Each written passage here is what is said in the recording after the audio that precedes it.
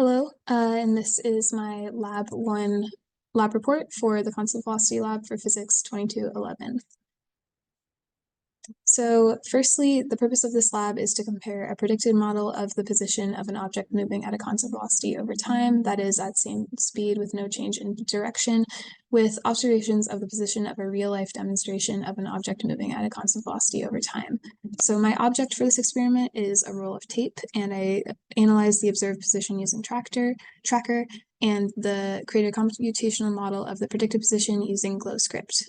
This experiment relates to Newton's second law, and the key assumptions in my observed experiment are that friction and air resistance have a negligible effect, the surface that I'm rolling the tape on is flat, and the object moves in a continuous straight line. Ideally, I would expect the predicted model and observational model to be exactly the same. However, I did not necessarily see that. So Newton's second law relates to the momentum principle, which is that the net external force acting on a system is equal to the change in momentum of the system divided by the change in time. The system in this case is the tape, and the environment or surroundings is everything else, so the air and the ground. And several other formulas can be derived from this principle, including the velocity update formula, which is shown on the screen.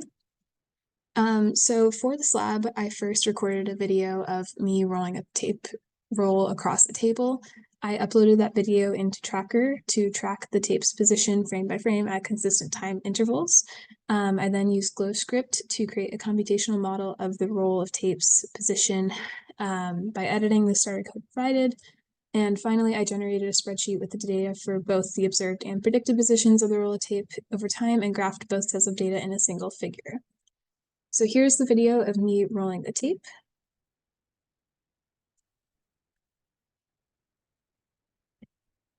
And in Tracker, here are my results. So I have here the points from where I manually tracked the object, or the center of its mass over time.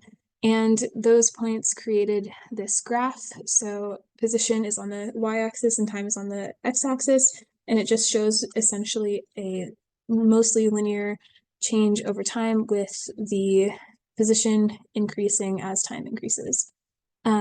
From Tracker, I found that the total time of the tape rolling was 1.05 seconds, and the tape had an initial position of negative 0.0342900 centimeters, and I was able to calculate an initial velocity of 2.01700 centimeters per second using these two initial points from the Tracker data.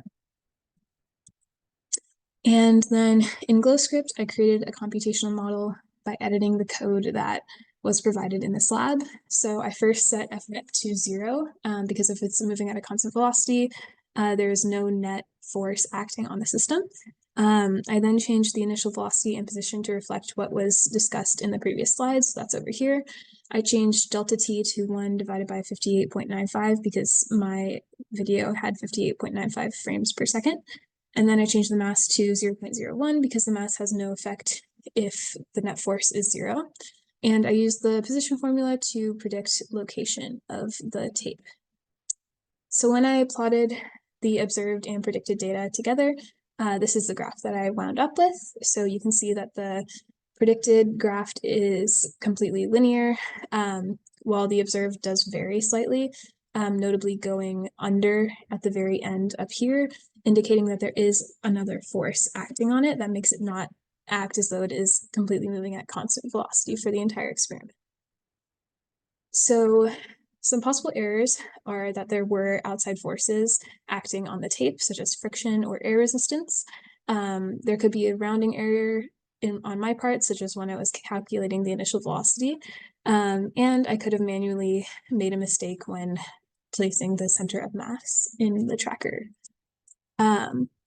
Further questions: what would happen if I flipped the axes? So instead of having a positive slope on that graph, I would have wound up with a negative slope, as the tape would get closer to the origin and position instead of farther away. And that would create a negative velocity, but the magnitude of velocity would remain the same. And what do these results mean?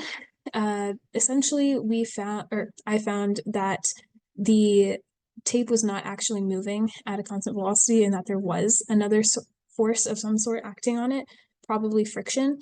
If there was a net force of 0 and the object was moving at constant velocity, the force pushing the tape and the forces of friction from the ground and air resistance would balance each other out to reach 0 in that ideal case. Thank you.